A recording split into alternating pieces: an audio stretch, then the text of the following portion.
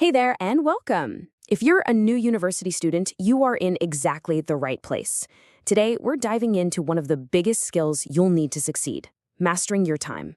We're going to get you set up to not just survive, but actually thrive.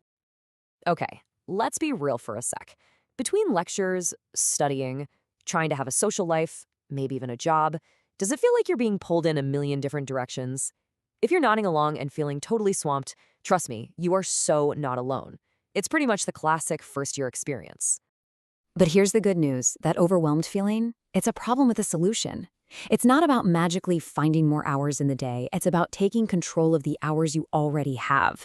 And that's exactly what we're here to do, show you how to take back your schedule. All right, so let's get into the good stuff.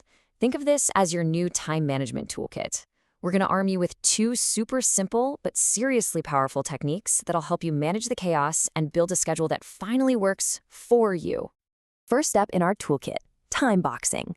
The idea is so simple, it's kind of brilliant. You pick one and only one task. Then you put it in a box of time, let's say 45 minutes. For those 45 minutes, that is the only thing you work on. No phone, no new tabs, no distractions. It is an absolute game changer for your focus. So how does it actually work? Well, it's literally as easy as 1, 2, 3. First, you choose one very specific task. Not study, but read chapter 3 of my textbook. Second, you set a timer. And third, you just go. You hammer away at that one thing and one thing only until the timer goes off. It's like a focused little sprint that helps you make real, actual progress. Okay, so that's tool number 1. Now for tool number 2. Time blocking. Think of it this way. If time blocking is like using a microscope to focus on a single task, time blocking is the blueprint for your entire day. You're mapping out everything in advance. And here's what that looks like in the real world. See how everything has its own dedicated slot? From 9 to 11, that's psych midterm prep, no question. Then there's a block for the gym and another one for lunch.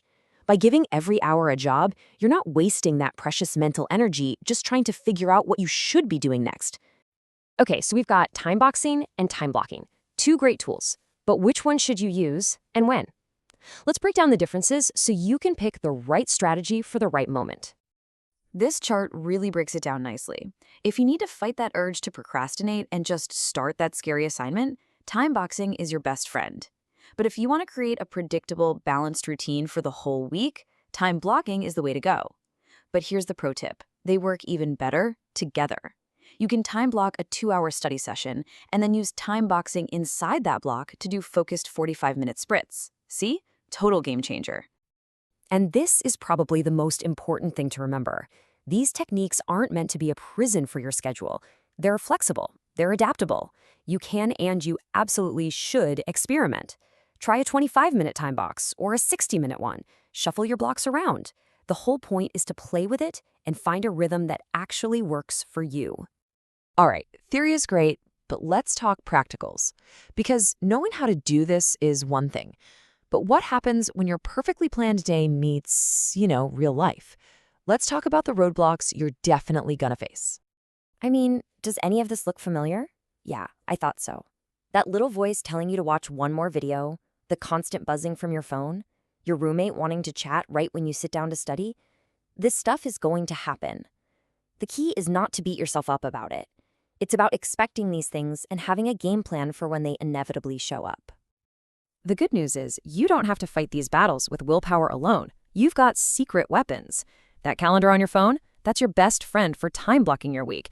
And for time boxing, there are a ton of great focus timer apps that'll basically act as your personal drill sergeant, keeping you on track.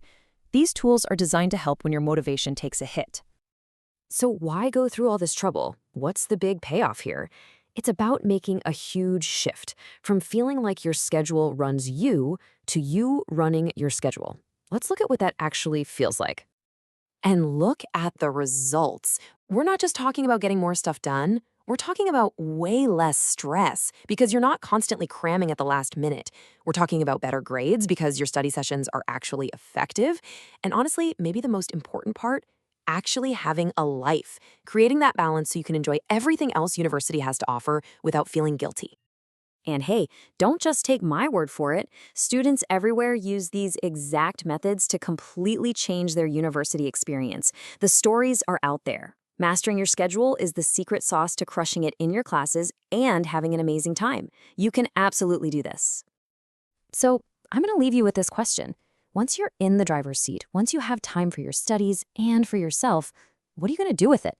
What new club will you join? What hobby will you finally pick up? That version of university life you imagined, it's totally within reach. You just have to make time for it. Now go get 'em.